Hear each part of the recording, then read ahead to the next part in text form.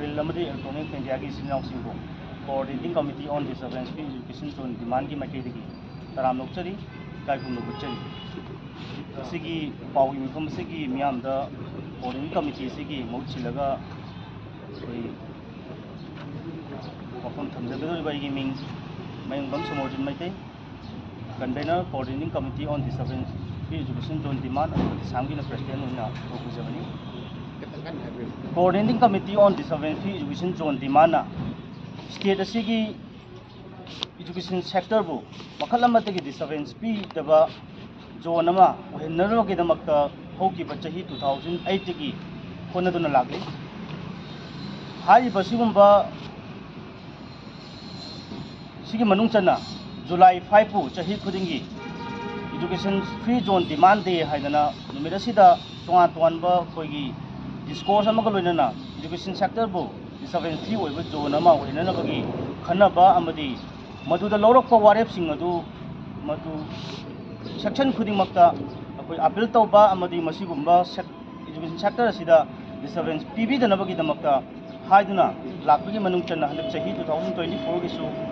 अखोइ हौकिबा जुलाई की 5 ता मणिपुर कॉलेज दा डिस्कोर्स अमगा लोइनना 13 सुबा डिस्टर्बेंस फ्री अखोइ जोन डिमांड की पांथोखरबा मतुंगा हाइबा नुमिसिदा अखोइना एजुकेशन सेक्टर बु मखल अमतगी डिस्टर्बेंस पीदब जोन अमा ओहननबगी सेक्शन खुदिमक्ता तौगदबा अखोइ डिमांड तरुक खक अखोइ लेपनबगा लोइनना हाइरिबा नुमिसिदगी हौरगा अखोइ ngasi फावबदा तोंगान तोंगानबा पोस्टर कैंपेन लिफलेट यंथोकपा अदुगा स्कूल की वैन सर्विस तौरिबसिंगा एजुकेशन सेक्टर बु डिस्टर्बेंस फ्री ओइबा जोन अमा ओहननबगी अखोइ इंडिकेट तौबा अदुगुंबा स्टिकर नप्पा अदुगा होल्डिंग्स तोंगान तोंगानबा मियान उगदा मफमसिंदा होल्डिंग थांगतलगा अखोइ डिमांडसिंग असि सेक्शन खुदिमक्ता मसि नैनमिनबा अमदि मसिगी हेन पाथोक चाउथोकना मियाम पुगना खनरगदबगी अदुगुंबा कैंपेन चथदुन लागली चथरिबा सिगुंबा कैंपेन सिगी मनुंग चना लागलिबा अखोइ जुलाई की तांग 15 दगी हरगा 18 फाउसी सिट इन अपील हाइदना अखोइ मिंथोनबा अदुगुंबा कैंपेन मखल अमकक चथनबा कोऑर्डिनेटिंग कमिटी सिना अखोइ वारेपनरे हारिबा सिगुंबा अखोइ सिट इन अपील सिदा मरोइना अखोइना चंगसिनगदोरिबा कैंपेन मखनसी गवर्नमेंट एडेड अमसुंग प्राइवेट स्कूल प्राइवेट की लेरिबा तोंगान तोंगानबा गवर्नमेंट की अखोइ एजुकेशनल इंस्टीट्यूशन खतन नतना तोंगान तोंगानबा लेरिबा अखोइ इंस्टीट्यूशन सिंगदसु मसी पाक्सना सरुक यारकांदा पांथोननबगी पांदम थमजबनी असिगुंबा अखोइगी सिदेन अपील सिगी मनुंगदा तौगदबा अखोइ तौमिनगदबा खरा अखोइना दा नमथोकना मियामदसु खंगननबा सेम साजरी खरा मरक्सिदगी लखोजरबा मतमदा हाइरिबा कैंपेन सी अखोइ तांग 15 सिमदी अखोइ इम्फाल वेस्ट होइना इम्फाल वेस्ट तौगनी अदुगा तांग 13 तदी अखोइ इम्फाल ईस्ट अमसुंग बिसेंपुर डिस्ट्रिक्ट अनि पुनसिलगा तौगनी अदुगा तांग 13 तना थौबान अमसुंग काक्सिंग हाइरिबा डिस्ट्रिक्ट अनि पुनसिलगा पुना नुमित हुनिसी चथगदबनी सिगी मनुंगदा अखोइना पांथोकपा मसिगी कैंपेन से पांथोकदा अकनबा मतम अमखता पुना पांथोकमिननबा सेम साजै हाइबा मतमसी अखोइ नुमिनुंगबा मतुंग पुंग 12 मिनिट 35 दगिना पुंग अमा हाइबदी पेरेड अमगी मतम 45 मिनिट सिगी मनुंगदा पांथोकनी मसिगी पांथोकपदा सिजिनगदबा बैनर पोस्टर हाइबसिंगसी अखोइगी कोऑर्डिनेटिंग कमिटी ना मसिगी फॉर्मेटसिंग फजना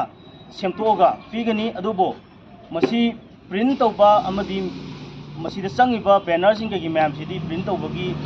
की थबकसिदी अखोइ हाइरिबा सिगुंबा कैंपेन सिदा सरुक यामिनगदोरिबा माइसिंगसिंगना मसी तौबिगदबनी लोइना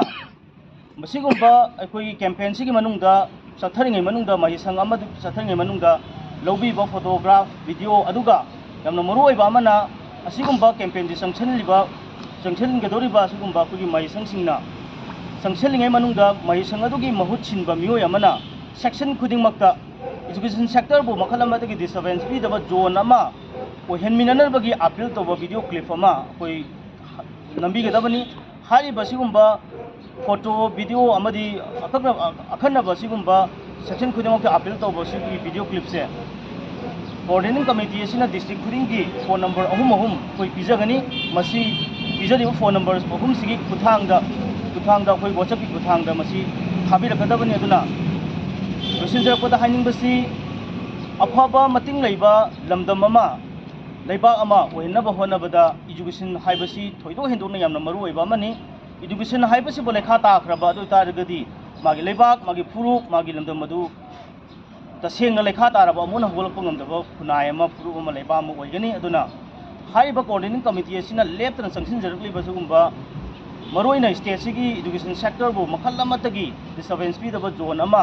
ओहिननबगी संसलेबा सिदा मियाम हुबना सरुक यामिनसी लोइना लोइना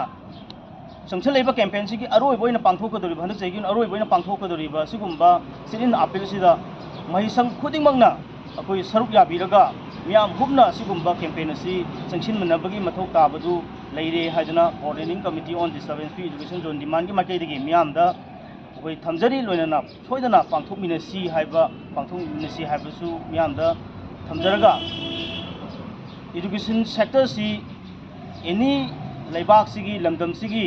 पामदब थौदोक नत्रगा चरांगनब सिचुएशन अमदसु डिस्टर्बेंस पीदब जोन अमा ओहेंदना अखोई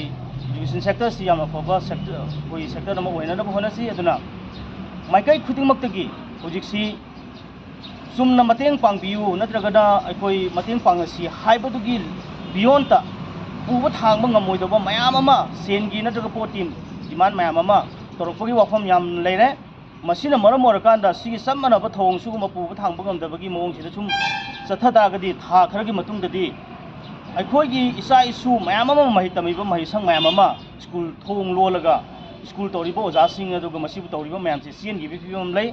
मसीगी फिबम सी योरपा मतमदा मांगजगदोइसी महिरोइस तु खता नते अखोइगी लेबाक सी पुन्ना मांगदोरिबने हाइबसे सेक्शन खुदिमंगना खमिनबगा लोइनना सिगुंबा अखोइ यामना